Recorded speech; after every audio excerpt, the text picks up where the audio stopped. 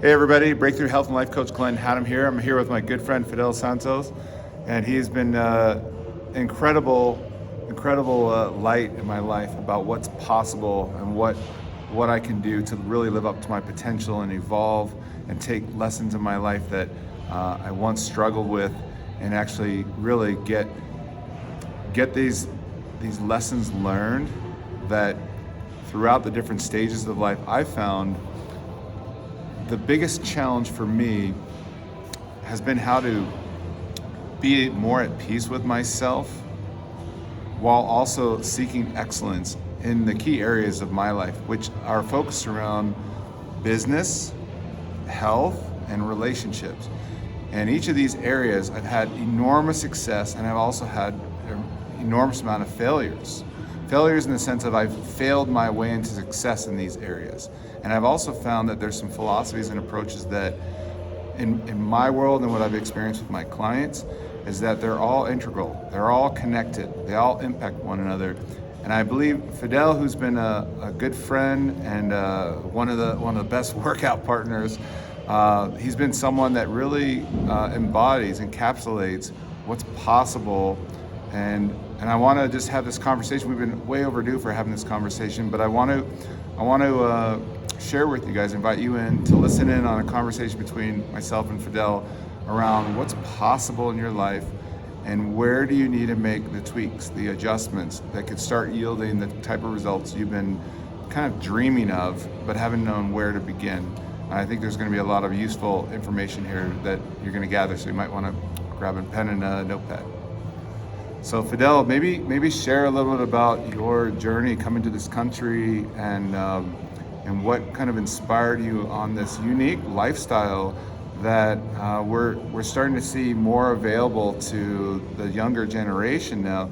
Because in my upbringing, when I looked at folks who were in their 40s, 50s, 60s, and 70s, it didn't look good. It didn't look. It wasn't how I wanted to start, shooting my arrows. It was like this wasn't really available. But now folks like yourself are starting to pop up everywhere, and I think there's a common thread of wisdom that would be really helpful. So maybe sharing a little bit about when you came here and how you adopted some of these life principles that I've learned from you, from just your nature, your way of walking in the world. Well, thank you, Glenn. It's a pleasure to be over here with the community. I came in the U.S. in the 1980s, and it was the time of marathon running. There was also the Nautilus machine that they were training with high intensity. And so I wanted to get in shape. I came from Central America to the U.S., and it was all these things happening in the U.S. And when I saw people training very hard with the Nautilus machine, it called my attention, and I started training that way. It was very intense. They give a lot of time to rest.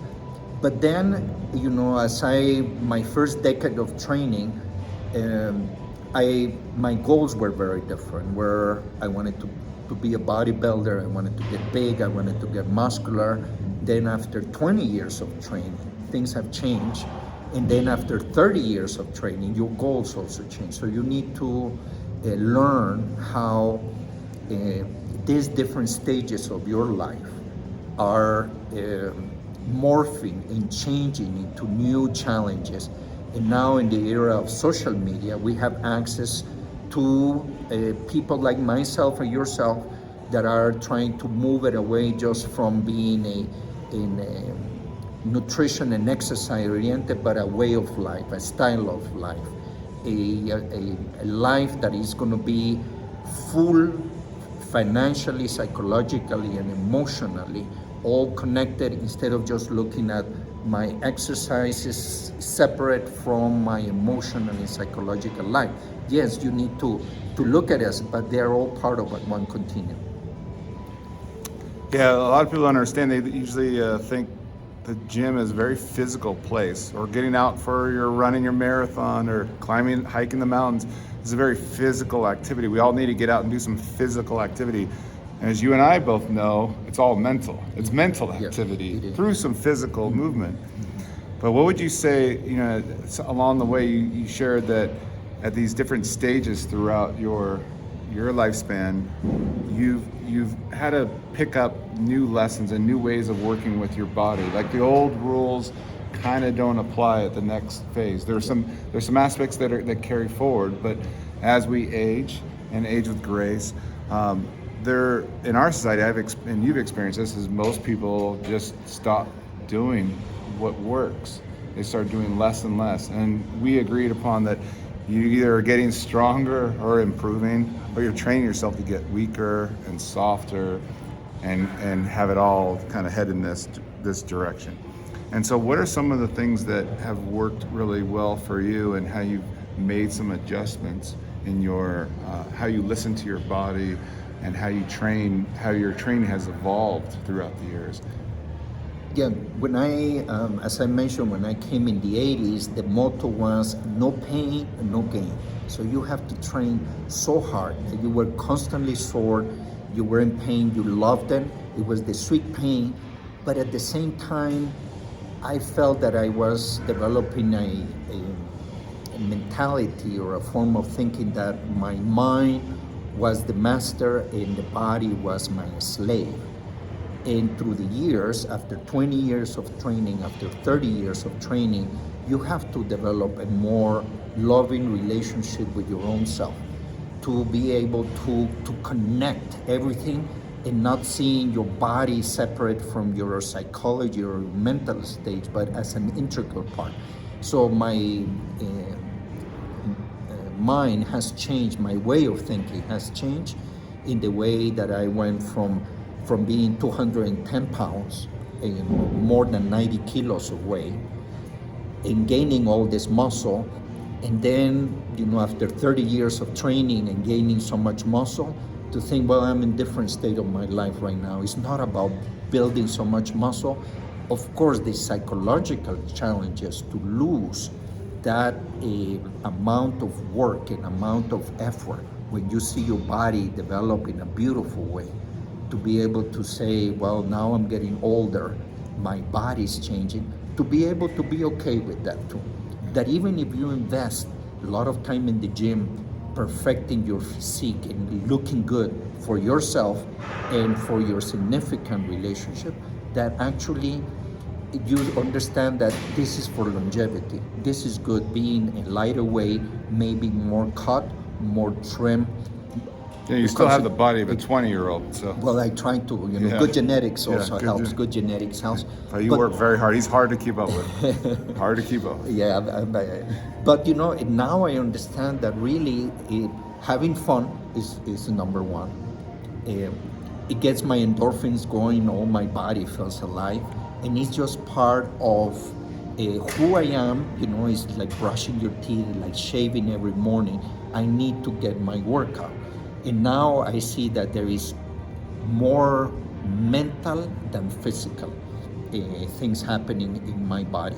So now I need to understand that I am at a different stage, and that the muscle that I gained through all these many years, well, maybe it's going to disappear. It's not going to be as puffy and as good looking as it was, but still feeling good about myself, the way I look. Well, that's what I love, is feeling good about yourself and the way you look, and that attractive quality. I have to say, your energy, your personality. I mean, yes, you're a professor at the university and you have to engage your students, but I find you the way you walk through life is engaging, and what you're committed to with yourself and those qualities. That's why people gravitate towards you. And you feel, when you come into a room, people feel your energy. They experience an uplifting. And I think that's a responsibility all of us have.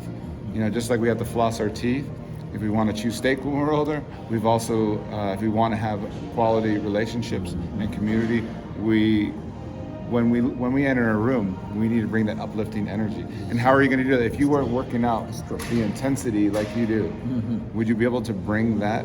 If you were out of alignment with what you need to be doing for yourself on a regular basis, would you be able to exude this personality for others? Would you be able Probably to show? not. Probably not. What I enjoy is to come to a place and see a lot of young people in their first decade or the second decade of training, and they see somebody like myself that have been training for more than 30 years, working out, constantly, because I need it. My body requires certain amount of mobility, but to be able to see young people looking at me and come to me and say, "You look good for your age." Yeah. But then they go back and say, "You look good for at any age." Is the biggest compliment Absolutely. that they can give me, not to me, but for them to see that this is the way they could look 30 or 40 years from now. Probably I'm as older as their parents or their grandparents, but I feel good, and I think I project that, and it's good to motivate young people to say that this is not just a fad. This is not something that you do for a year or 2 years, but it's a lifestyle. It's a lifestyle where you're projecting not only energy, but as living by example, doing the things, eating well, having good relationships, being friendly to people, and when they come and talk to you and they want to learn what have you done right and what have you made mistakes and how can I learn from you, it's very inspiring for me to be able to do that for them, but also how my friends and people that I look up to have inspired me to continue this journey. Great. If you were to give everyone like one rule of living that you live by, like a code, if you were to simplify it down, and be it this code probably has a lot anchored into it, but if there's a code that kind of guides you through the hard days, the hard times, whether it's a relationship's ending or new one's beginning, what guides you? Because you've kind of come full circle to a place of relationship with yourself versus a focus outwardly on others. Yeah. And without needing the validation from anything outside yourself, or letting the weather determine what you're going to do today. Everything is determined within yourself. What's one rule that you could share that really it could really land for our audience, if it's possible for you, it's possible for them, even if it's not present at the moment with them? Well, that's an excellent question. I've been wrestling all my life. And then I have to go back, and I would say that a lot of people start training like you and I training. And for myself, it was a broken heart. My first platonic love, let's put it that way. And it broke my heart.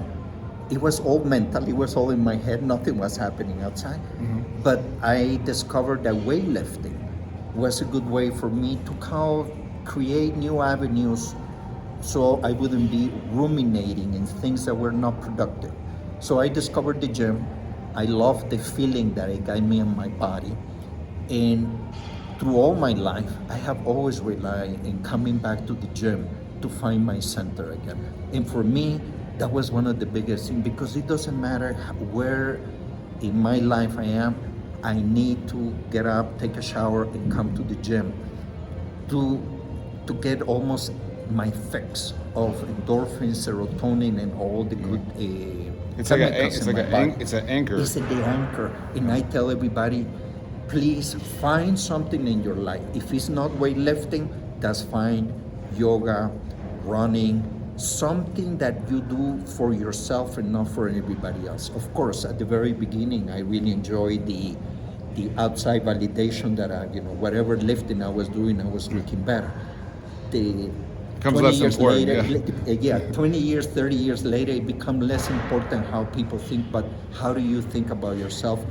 And working out has always done it for me. Reading, drumming. So there are many things, but you need to find something that is your own. Meditation.